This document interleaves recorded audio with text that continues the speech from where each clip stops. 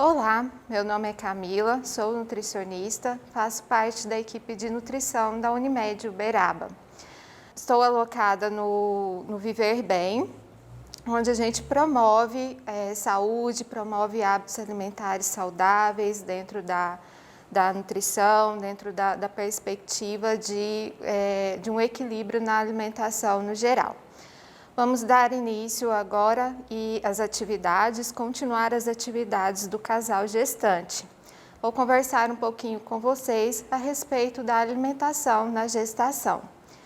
Durante a gestação, período gestacional, é super importante que as mulheres adquiram hábitos alimentares saudáveis durante este período, na construção e no sentido de contribuir para uma alimentação mais saudável, contribuir na formação do bebê e contribuir também na saúde materna. Toda mulher vai ter aí 9 meses para cuidar da sua alimentação, adquirir a cada dia hábitos alimentares mais saudáveis, fazer boas escolhas alimentares. E o parceiro é chamado nessa perspectiva também a contribuir com todo esse processo, porque futuramente todo o ambiente familiar vai contribuir para que a criança tenha hábitos alimentares mais saudáveis até na sua vida adulta. O excesso de peso durante a gestação pode contribuir aí para o desenvolvimento da pré-eclâmpsia e da eclâmpsia, que é a hipertensão arterial desenvolvida durante a gravidez e o diabetes gestacional. Por isso é super importante o controle do peso e a aquisição de hábitos alimentares mais saudáveis. Por quê? Porque essas doenças adquiridas na gestação, elas podem se perpetuar ao longo da vida da mulher. Então é muito importante o controle alimentar. Nós temos aí a participação também de todos os alimentos contribuindo na formação de hábitos alimentares saudáveis. Então, que essa gestante tenha uma alimentação mais colorida possível, mais variada possível, acessível ao ambiente familiar, que tenha também segurança sanitária. Então, trabalhar com essa gestante a questão da ingestão de carboidratos integrais, proteínas, gorduras boas e fibras. Carboidratos, eles vão contribuir nos sintomas de fadiga, de cansaço, de sonolência, para que essa gestante não desenvolva esses sintomas durante a gestação. Então, nós podemos consumir pães integrais, arroz integral, os tubérculos como mandioca, batata doce, batata, proteínas como na fonte de origem animal e vegetal, que vão contribuir aí para a formação do bebê, formação de músculos, formação de tecido materno também, de placenta. As gorduras boas vão auxiliar no aproveitamento das vitaminas lipossolúveis A, D, E e K. Vão formar também novas células, essas gorduras boas atuam nessa função.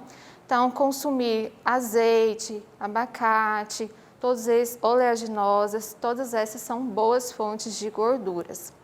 As fibras, as fibras insolúveis, as fibras solúveis presentes aí nas frutas, nos vegetais, nos legumes, vão estar atuando aí na saúde intestinal, no controle da saciedade e também na baixa absorção de açúcares e gorduras da alimentação. Diminui todo o pico glicêmico dos carboidratos, então ajuda bastante. Na gestação, a gente deve evitar o consumo de doces, de bebidas gaseificadas na forma de refrigerantes, de refrescos artificiais, de massas, pizzas, bolos em gerais, evitar o consumo de condimentos, de alimentos muito temperados, de alimentos crus, principalmente comidas japonesas que têm muita base de peixe cru, carne mal passada, carne crua. ingestão de água filtrada por conta dos riscos de toxoplasmose durante este período. Então, toda essa alimentação ela vem para contribuir para a saúde materna, para a saúde do bebê, para não gerar doenças associadas à gestação e ter um pós-parto bem tranquilo. Algumas estratégias ajudam também na questão de náuseas, enjoo, azia, né? Então, evitar alimentos gordurosos, frituras durante este período. E bem interessante também o consumo de sal, de sódio, deve ser bem restrito e evitado por conta do edema. O sal, ele ajuda na formação desse edema durante a gestação, então é bem importante o controle aí desses alimentos ricos em sódio e o sal de adição de cozinha também. Voltando nas náuseas, nos enjoos e na azia, é bem importante consumir pequenas porções de alimentos, fracionar as refeições em 5 a 6 refeições diárias, não ingerir líquidos durante as refeições e não deitar após o consumo alimentar. Na constipação intestinal, nós temos a abordagem das fibras, que ajudam bastante nesse período. Então, quanto mais inserir de frutas, de vegetais e de alimentos laxantes nesse período, melhor. E consumo de água e fazer alguma atividade física, se caso o médico orientar e optar por isso. Agora nós vamos conversar um pouquinho sobre a alimentação do bebê. Depois que esse bebê nasce, como que vai ser essa alimentação dele, como devemos proceder, quais as intercorrências durante esse período, principalmente para mamães de primeira viagem. Depois que o bebê nasce, a orientação da Organização Mundial de Saúde, a amamentação via exclusiva desse bebê, amamentação materna, até os 6 meses de idade. Durante este período, não é indicado o consumo e a oferta de chás, principalmente chás adoçados, nem de água. A amamentação ela já oferta todos os nutrientes necessários para esse bebê e adequados para esse bebê. A gente sempre deve procurar ajuda mediante as intercorrências, principalmente no primeiro mês de vida. Então, mamães que têm desenvolvimento de mastite, que não estão conseguindo a pega correta desse bebê. Então, sempre procurar a ajuda de um profissional habilitado em amamentação, uma nutricionista, um terapeuta, uma fonoaudióloga, que é o mais indicado, para poder conduzir esse momento de maneira mais adequada e trazer uma relação boa e não uma relação dolorosa durante esse período. Depois dos 6 meses de vida, a criança já começa a introdução alimentar, então a introdução de frutas, de verduras, de legumes. E é bastante interessante frisar nesse processo que, mediante a recusa alimentar do bebê, não se deve forçar a alimentação nesse momento. Esse alimento ele deve retornar na alimentação posteriormente.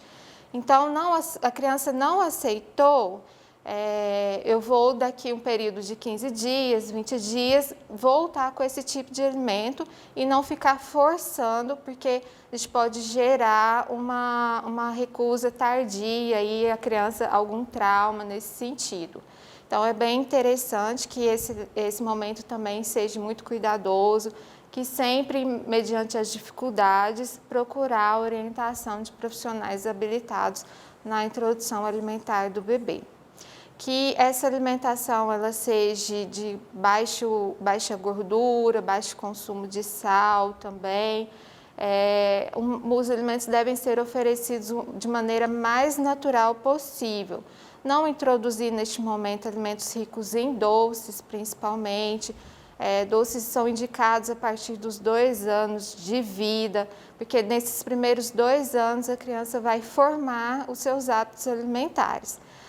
A partir dos 2 anos pode ser oferecido, mas com muita cautela, muita parcimônia e com bastante cuidado na decisão familiar quanto a isso. No mais, é isso. Espero ter contribuído um pouquinho com as dicas. E sempre, na dúvida, procure um profissional habilitado na área.